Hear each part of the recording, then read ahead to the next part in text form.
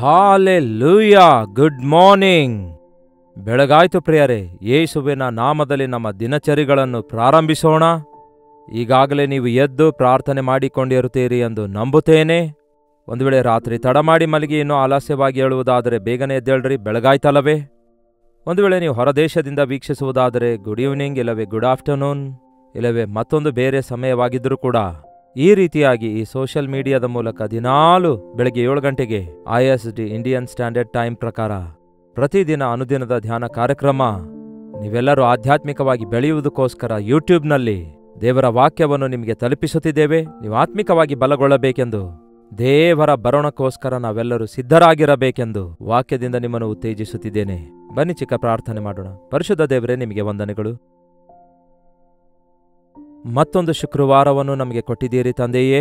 ಉಪವಾಸ ಪ್ರಾರ್ಥನೆ ಎಷ್ಟು ಅವಶ್ಯಕವಾಗಿದೆ ಎಂದು ನಿಮ್ಮ ಆಲಯಕ್ಕೆ ಹೋಗಿ ಪ್ರಾರ್ಥಿಸುವಂಥದ್ದು ನಿಮ್ಮ ಮಕ್ಕಳಾಗಿರುವ ನಮಗೆ ಎಷ್ಟು ಮುಖ್ಯವಾಗಿದೆ ಎಂದು ಗುರುತಿಸಲು, ಪ್ರಾರ್ಥನೆಯ ಜೀವಿತದೊಂದಿಗೆ ಆಧ್ಯಾತ್ಮಿಕವಾಗಿ ಬಲಗೊಳ್ಳುತ್ತಾ ನಿಮ್ಮ ಬರೋಣಕ್ಕಾಗಿ ಕಾದಿರುವಂತೆ ನಮ್ಮೆಲ್ಲರಿಗೂ ಸಹಾಯ ಮಾಡಿರೆಂದು ಕ್ರಿಸ್ತನ ನಾಮದಲ್ಲಿ ಬೇಡುತ್ತೇನೆ ತಂದೆಯೇ, ಆಮೇನ್. ಹೌದು ಪ್ರಿಯರೇ, ಕ್ರಿಸ್ತನ ಬರೋಣದ ಗುರುತುಗಳು ನೆರವೇರುತ್ತಲೇ ಇವೆ. ಯುದ್ಧ ಆಗುವುದರ ಸಮಾಚಾರಗಳು ಮಾತ್ರವಲ್ಲ, ಯುದ್ಧಗಳನ್ನೇ ನೋಡ್ತಿದ್ದೇವೆ. ಬರಗಾಲ ನೋಡ್ತಿದ್ದೇವೆ, ವ್ಯಾಧಿಗಳನ್ನು ನೋಡ್ತಿದ್ದೇವೆ, ಅಕ್ರಮ ವಿಸ್ತರಿಸುತ್ತಾ ಇದೆ, ಪ್ರಕೃತಿ ವಿಕೋಪಗೊಳ್ತಿದೆ, ಪ್ರೀತಿ ಇಲ್ಲದಿರುವಿಕೆ, ಘೋರ ಬಲಾತ್ಕಾರ ಎಲ್ಲೆಡೆ ಕಾಣಿಸುತ್ತಾ ಇದೆಯಲ್ಲವೇ. ಇವೆಲ್ಲವೂ ಯೇಸುವಿನ ಬರೋಣದ ಗುರುತಾಗಿವೆ. ಅದಕ್ಕೆ ನಾವು ಪ್ರಾರ್ಥನೆಯಲ್ಲಿ ಎಚ್ಚರವಾಗಿರಬೇಕು. ನೀವು ಪ್ರಾರ್ಥನೆಯ ಸಮಯವನ್ನು ಪಾಲಿಸುತ್ತಾ ಇದ್ದೀರಾ? ನಿಮ್ಮ ಸಭೆಗೆ ಹೋಗಿ ಸಭೆಯಾಗಿ ಕೂಡಿ ಜೊತೆ ವಿಶ್ವಾಸಿಗಳೊಂದಿಗೆ ಸೇರಿ ಎಲ್ಲರೂ ಏಕ ಮನಸ್ಸಿನಿಂದ ಪ್ರಾರ್ಥಿಸುವಾಗ ಅದ್ಭುತ ಕಾರ್ಯಗಳು ನಡೆಯುತ್ತವೆ. ಪ್ರಾರ್ಥನೆಯ ಪ್ರಾಮುಖ್ಯತೆ ನಾವು ಅರಿತುಕೊಳ್ಳುವಾಗ ಪ್ರಾರ್ಥನೆ ಮಾಡಲು ಓಡೋಡಿ ಹೋಗ್ತೇವೆ. ಭಾನುವಾರ ಸಭೆಗೆ ಬರುವವರೆಲ್ಲರೂ ಯಾಕೆ ಉಪವಾಸ ಪ್ರಾರ್ಥನೆಗೆ ಬರಲ್ಲ ಎಂದು ನನಗೆ ಅರ್ಥವೇ ಆಗಿರಲಿಲ್ಲ. ಹೋಗ್ತೇವೆ ಅನ್ನುತ್ತಾರೆ. ಆದರೆ ಕೆಲವೊಂದು ಸಾರಿ ಯಾವುದಾದ್ರೂ ಬಾಧೆ ಕಷ್ಟ ಇರುವಾಗ, ವಿಶೇಷವಾಗಿ ಭಾರವಿರುವುದಾದರೆ ಅದಕ್ಕೋಸ್ಕರ ಬೇಡಿಕೊಂಡು ಉತ್ತರ ಹೊಂದಿಕೊಳ್ಳಬೇಕೆಂದು ಹೋಗ್ತಾರೆ ಹೊರತು ಇತರರಿಗೋಸ್ಕರ ವಿಜ್ಞಾಪನೆ ಮಾಡಲು, ಶ್ರಮೆಯಲ್ಲಿರುವವರಿಗೋಸ್ಕರ ವಿಜ್ಞಾಪಿಸಿ ಅವರಿಗಾಗಿ ಪ್ರಾರ್ಥಿಸೋಣ ಎಂಬ ಭಾರ ಎಷ್ಟು ಜನರಿಗಿದೆ? ಹೌದಲ್ಲವೇ? ದೇವರ ಆಲಯಕ್ಕೆ ಯಾಕೆ ಹೋಗಬೇಕು? ಪ್ರಾರ್ಥನೆಗೋಸ್ಕರ ಹೋಗಬೇಕು. ಬಹಳ ವರ್ಷಗಳವರೆಗೂ ದೇವದರ್ಶನ ಗುಡಾರದಲ್ಲಿಯೇ ಆ ಕಾಲದಲ್ಲಿ ದೇವರಿಗೆ ಯಜ್ಞ ಅರ್ಪಿಸ್ತಾ ಇದ್ರು. ದೇವಾಲಯ ಇರಲಿಲ್ಲ. ದಾವೀದನು ರಾಜನಾದ ಮೇಲೆ, ನಾನು ದೇವದಾರು ವೃಕ್ಷದ ಭವನದಲ್ಲಿದ್ದೇನೆ, ನನ್ನ ದೇವರಾದರೂ ಒಂದು ಗುಡಾರದಲ್ಲಿದ್ದಾರೆ, ನನ್ನ ದೇವರಿಗಾಗಿ ಒಂದು ನಿವಾಸ ಸ್ಥಳ ಕಟ್ಟಬೇಕು ಎಂದು ಯೋಚಿಸಿ ದೇವರ ಆಲಯ ಪ್ರೀತಿಸ್ತಾನೆ. ದೇವರು ಮನುಷ್ಯರು ಕಟ್ಟಿರುವ ಆಲಯದಲ್ಲಿ ಇರುವಾತನಲ್ಲ. ಆಕಾಶ ನನ್ನ ಸಿಂಹಾಸನ, ಭೂಮಿ ನನ್ನ ಪಾದಪೀಠ, ನೀವು ನನ್ನನ್ನು ಕಟ್ಟಲು ಉದ್ದೇಶಿಸುವ ಆಲಯ ಎಷ್ಟರದು ಅಂದಿದ್ದಾರೆ. ಹೌದು ಪ್ರಿಯರೇ, ಆಲಯ ದೇವರನ್ನು ಕುಡ್ರಿಸುವುದಕ್ಕಾಗಿ ಅಲ್ಲ, ಕಟ್ಟುವಂಥದ್ದು. ನಾವು ಹೋಗಿ ಕೂತ್ಕೊಂಡು ಕರ್ತನನ್ನು ಆರಾಧಿಸಬೇಕು. ಎಲ್ಲಿ 2-3 ಇರ್ತಾರೋ ಅವರ ಮಧ್ಯದಲ್ಲಿ ಇರ್ತೇನೆಂದು ಯೇಸು ಹೇಳಿದಾರಲ್ಲವೋ. ಸಭೆಯಾಗಿ ಕೂಡಿ ಬಂದಾಗ ನಾವು ಕರ್ತನ ಸನ್ನಿಧಿಯನ್ನು ಅನುಭವಿಸುತ್ತೇವೆ. ಮೊಟ್ಟಮೊದಲು ಆಲಯ ದಾವೀದನು ಕಟ್ಟಲಿಚ್ಛಯಿಸಿದ. ಆದರೆ ನೀನು ಆಲಯ ಕಟ್ಟಬಾರದು, ನಿನ್ನ ಕೈ ರಕ್ತ ಸುರಿಸಿವೆ, ನಿನ್ನ ಮಗನು ಕಟ್ಟುತ್ತಾನೆಂದು ದೇವರು ಹೇಳಿದಂತೆ ಸೊಲೊಮೋನನು ದೇವರ ಆಲಯವನ್ನು ಕಟ್ಟಿಸುತ್ತಾನೆ. ಅಫ್ಕೋರ್ಸ್ ದಾವೀದನೇ ಅದಕ್ಕೆ ಸ್ಥಳವನ್ನು, ಅದಕ್ಕೆ ಕಟ್ಟಲು ಬೇಕಾದಂತಹ ಎಲ್ಲವನ್ನು, ಬೆಳ್ಳಿ, ಬಂಗಾರ, ಕಬ್ಬಿಣ, ಬೆಲೆ ಬಾಳುವ ಕಲ್ಲುಗಳು ಎಲ್ಲವನ್ನು ಕೂಡಿಸಿಟ್ಟಿದ್ದ. ಸೊಲೊಮೋನನು ಆಲಯ ಕಟ್ಟಿಸಿದ ನಂತರ ಒಂದು ದೊಡ್ಡ ಪ್ರಾರ್ಥನೆ ಮಾಡ್ತಾನೆ. ನೀವು ಎಂದಾದರೂ ಅದನ್ನು ಓದಿದ್ದೀರಾ?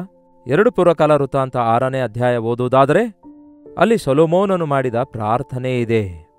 7ನೇ ಅಧ್ಯಾಯ 1ನೇ ವಚನ ನೋಡುವುದಾದರೆ ಸೊಲೊಮೋನನು ತಾನು ಮಾಡಿದ ಪ್ರಾರ್ಥನೆಯನ್ನು ಮುಗಿಸಿದಾಗ ಅಂತ ಇದೆ.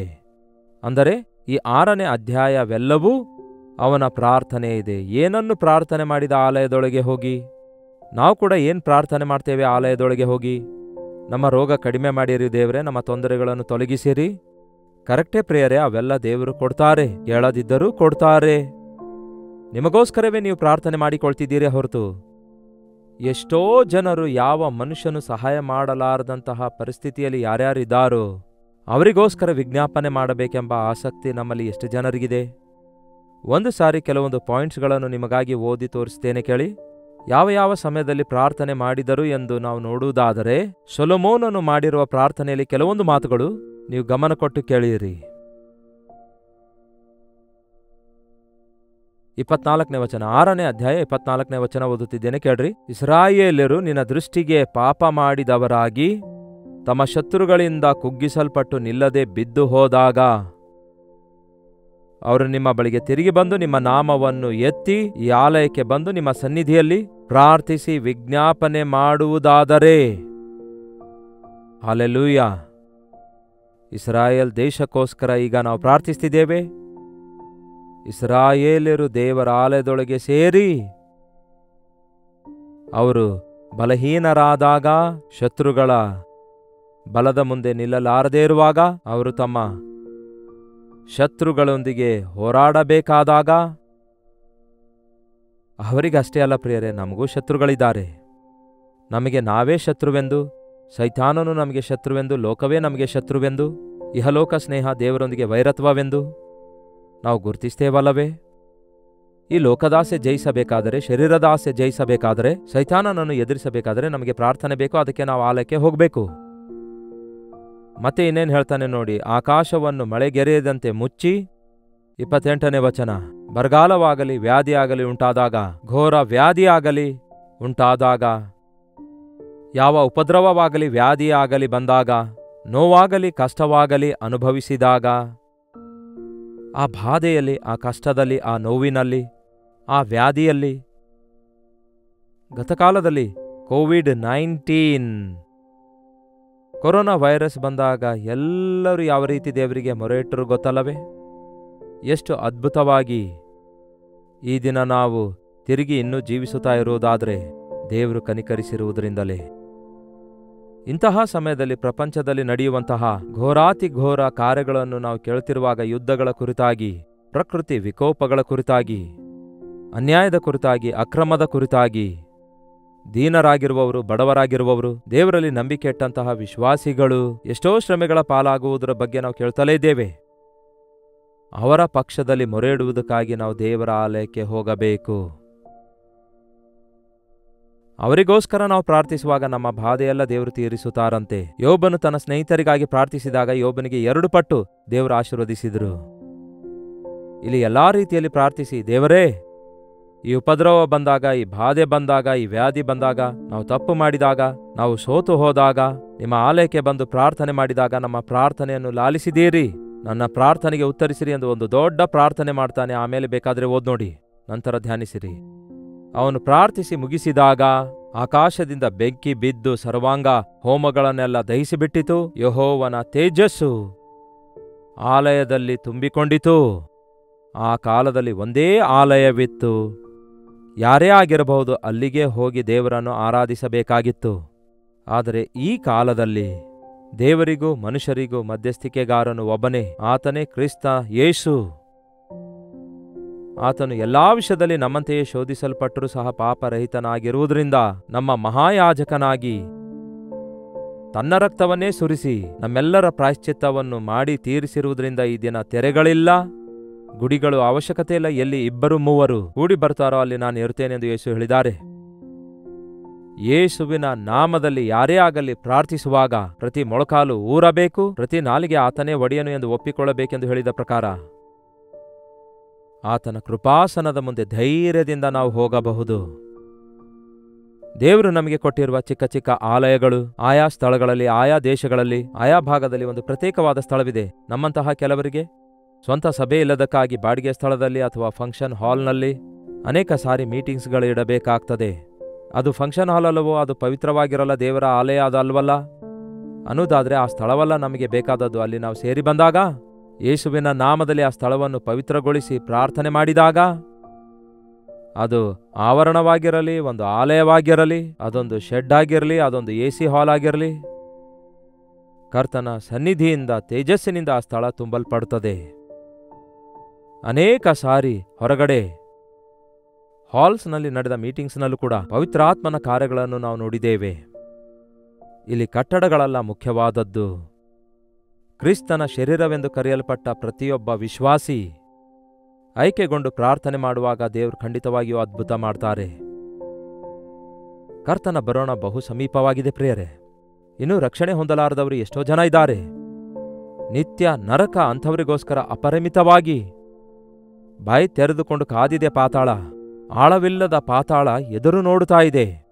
ಯಾರೊಬ್ಬರು ನಶಿಸಿ ಹೋಗಬಾರದು ಎಂಬ ಯೇಸುವಿನ ಪ್ರೀತಿ, ಯೇಸುವಿನ ಮಾತು ಕೇಳುವಾಗ, ದೇವರೇ, ಆತ್ಮಗಳ ಭಾರ ನನಗೆ ದಯಪಾಲಿಸಿರಿ, ಮನುಷ್ಯರನ್ನು ಹಿಡಿಯುವ ಮೀನುಗಾರರನ್ನಾಗಿ ಮಾಡ್ತೇನೆಂದಿದ್ದೀರಿ, ನಶಿಸಿ ಹೋಗುವ ಆತ್ಮಗಳಿಗೋಸ್ಕರ ಭಾರ ದಯಪಾಲಿಸಿರಿ.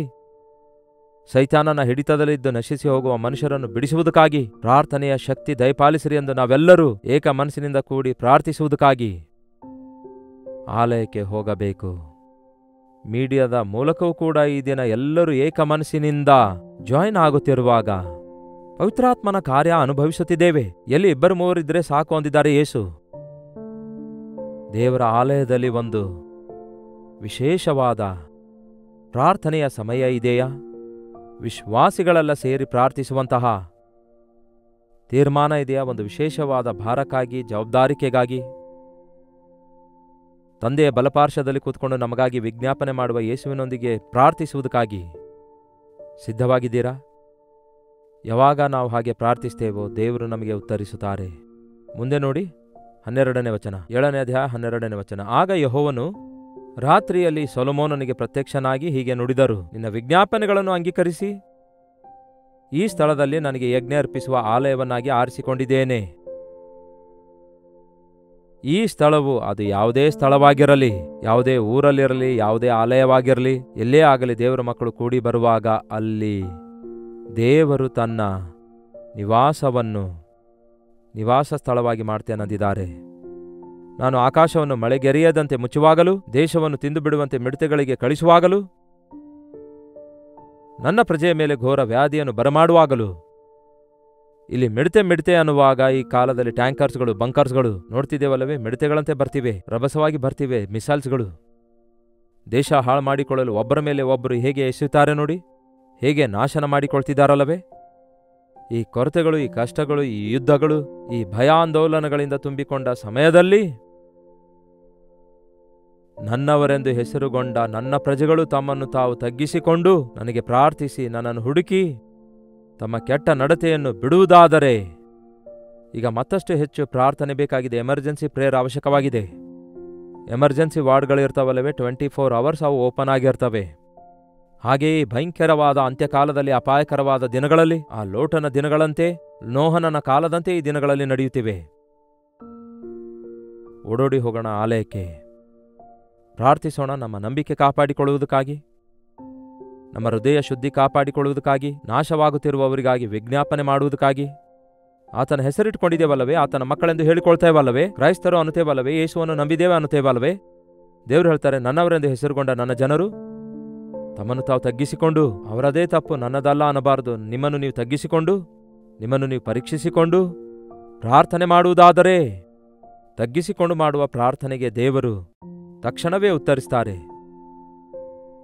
ನನ್ನನ್ನು ಹುಡುಕಿ, ನನ್ನ ಚಿತ್ತವನ್ನು ಹುಡುಕಿ, ನನ್ನ ಮುಖದರ್ಶನ ಬಯಸಿ, ನನ್ನ ಸನ್ನಿಧಿಯನ್ನು ಹುಡುಕಿ ತಮ್ಮ ಕೆಟ್ಟ ನಡತೆಯನ್ನು ಬಿಟ್ಟು ಬಿಡುವುದಾದರೆ, ಬಹಳ ಮುಖ್ಯ ಪ್ರಿಯರೇ, ಕೆಟ್ಟ ಮಾರ್ಗದಲ್ಲಿ ಇದ್ದು ಕೂಡ ನಾವು ದೇವರಿಗೆ ಮೊರೆಯಿಟ್ರೆ ಆ ಮೊರೆಗಳನ್ನು ದೇವರು ಕೇಳಲ್ಲ.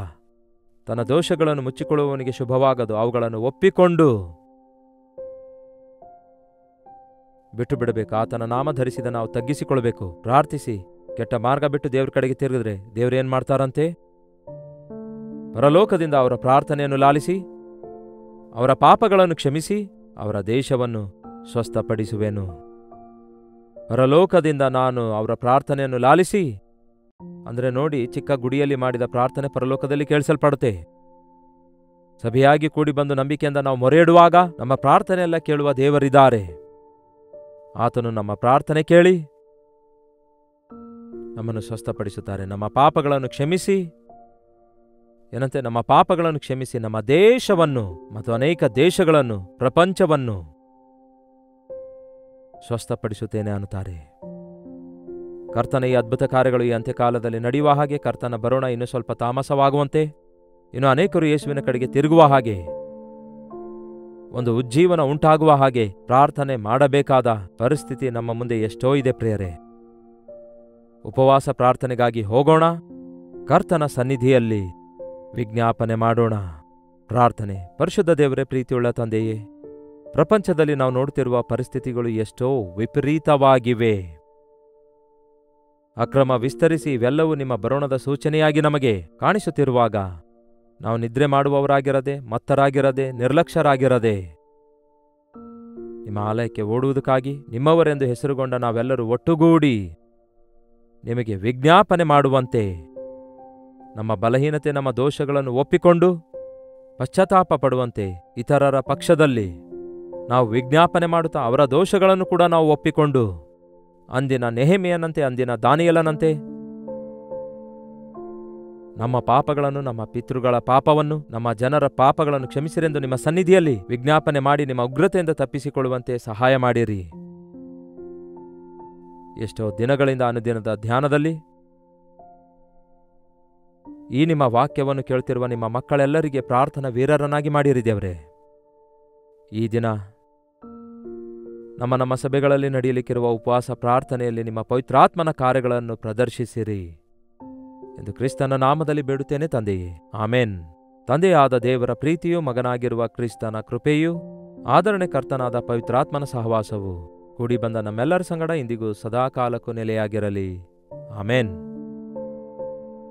ನಿಮ್ಮೆಲ್ಲರಿಗೆ ತಿಳಿದಿರುವ ಪ್ರಕಾರ ನಿಮ್ಮೆಲ್ಲರ ಪ್ರಾರ್ಥನಾ ವಿಜ್ಞಾಪನೆಗಳನ್ನು 8939731313 ನಂಬರ್ಗೆ ಒಂದು ಟೆಕ್ಸ್ಟ್ ಇಲ್ಲವೇ ವಾಯ್ಸ್ ಮೆಸೇಜ್ ಮೂಲಕ ವಾಟ್ಸಪ್ ಕಳಿಸಿಕೊಡಿರಿ. ನಿಮ್ಮೆಲ್ಲರ ಪ್ರಾರ್ಥನಾ ಮನವಿಗಳನ್ನು ನಾವು ಪರಿಶೀಲಿಸಿ ಪ್ರಾರ್ಥಿಸ್ತಿದ್ದೇವೆ. ನೀವು ಕೂಡ ತಪ್ಪದೆ ಪ್ರಾರ್ಥಿಸಿರಿ, ದೇವರು ಅದ್ಭುತ ಮಾಡ್ತಾರೆ. ನಿಮ್ಮಲ್ಲಿ ಅನೇಕರು ನಿಮ್ಮ ಪ್ರಾರ್ಥನಾ ಮನವಿಗಳಿಗೆ ದೇವರು ಉತ್ತರ ಕೊಟ್ಟಿದ್ದಾರೆ ಎಂಬುದಾಗಿ ನಿಮ್ಮಲ್ಲಿ ಅನೇಕರು ಸಾಕ್ಷಿ ಕೊಟ್ಟಿದ್ದೀರಿ, ಅದಕ್ಕೆ ವಂದನೆಗಳು. ಕ್ರಿಸ್ತನಲ್ಲಿ ನಮ್ಮ ಪ್ರಯಾಸ ವ್ಯರ್ಥವಾಗುವುದಿಲ್ಲವೆಂದು ನಂಬಿಕೆಯಿಂದ ಈ ಸೇವೆ ಮುಂದುವರಿಸುತ್ತಿದ್ದೇವೆ. ನೀವು ಕೂಡ ಇದರಲ್ಲಿ ಪಾಲ್ಗೊಳ್ಳಿರಿ. ನಿಮ್ಮ ಸಹಕಾರ, ನಿಮ್ಮ ಪ್ರಾರ್ಥನೆ ಮತ್ತು ಸಹಾಯ ಹಸ್ತ ಚಾಚಿರಿ. ಕರ್ತನು ನಿಮ್ಮನ್ನು ಪ್ರೇರೇಪಿಸುವುದಾದರೆ ನಿಮ್ಮ ಕಾಣಿಕೆ ಕಳಿಸಿ. ನೀವು ಕೂಡ ದೇವರು ನಮಗೆ ಅನುಗ್ರಹಿಸುವ ಆಶೀರ್ವಾದಗಳಲ್ಲಿ ನೀವು ಪಾಲುಗಾರರಾಗಿರಿ. ಕರ್ತನ ಚಿತ್ತವಿರುವುದಾದರೆ ಮತ್ತೆ ನಾಳೆ ಇದೇ ಅನುದಿನದ ಧ್ಯಾನ ಎಂಬ ಕಾರ್ಯಕ್ರಮದಲ್ಲಿ ಪ್ರತಿಯೊಬ್ಬರೂ ಮತ್ತೊಮ್ಮೆ ನಾವು ಕೂಡಿ ಬರೋಣ. ಅಲ್ಲಿವರೆಗೂ ದೇವರ ಮಹಾಕೃಪೆ ಸದಾಕಾಲಕ್ಕೂ ನಿಮ್ಮೆಲ್ಲರೊಂದಿಗೂ ನಿಮ್ಮ ಕುಟುಂಬದೊಂದಿಗೂ ನೆಲೆಗೊಂಡಿರಲಿ.